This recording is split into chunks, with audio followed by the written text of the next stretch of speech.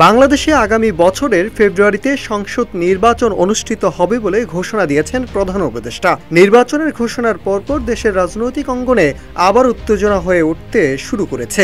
BNP, জামাত সহ বিভিন্ন রাজনৈতিক দল ইতিমধ্যেই সরকারের এমন সিদ্ধান্তকে স্বাগত জানিয়ে তাদের প্রতিক্রিয়া প্রকাশ করেছে। তবে ফের আলোচনায় এসেছে কবে ভোটের তারিখ, নির্বাচনের রুটম্যাপ ও তফসিল ঘোষণা হবে। 2026 সালের ফেব্রুয়ারি মাসে রোজা শুরুর আগে নির্বাচন আয়োজনের জন্য সব প্রস্তুতি সম্পূর্ণ করতে 6 আগস্ট নির্বাচন কমিশনকে চিঠি দিয়েছে প্রধান উপদেষ্টার কার্যালয়।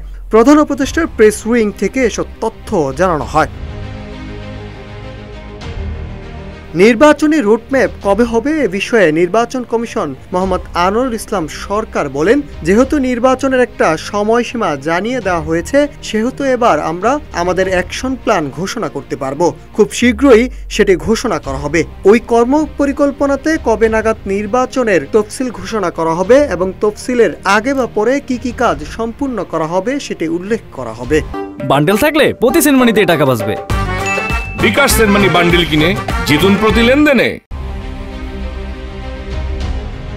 তিনি আরও বলেন, তফসিল ঘোষণার পূর্বে ভোটার তালিকা প্রস্তুত, সংসদীয় আসন, নতুন দল নিবন্ধন, নির্বাচনে অংশ নিতে যাওয়া দলের চূড়ান্ত তালিকা প্রকাশ, ভোট কেন্দ্রে নির্ধারণ, নির্বাচনী কর্মকর্তাদের নিয়োগ ও প্রশিক্ষণ পর্যবেক্ষণ সংস্থার নিবন্ধন, নির্বাচনী সরঞ্জাম কেনাকাটা, ব্যালট পেপার প্রস্তুতি সহ নির্বাচনের সকল বিষয়বস্তু থাকবে বলে জানান তিনি।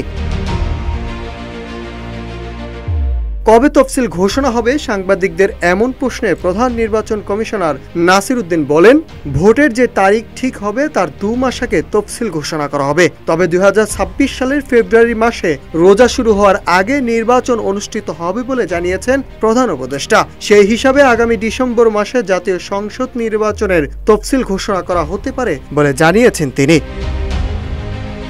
Nahid Hasan, news desk, Ittefaq.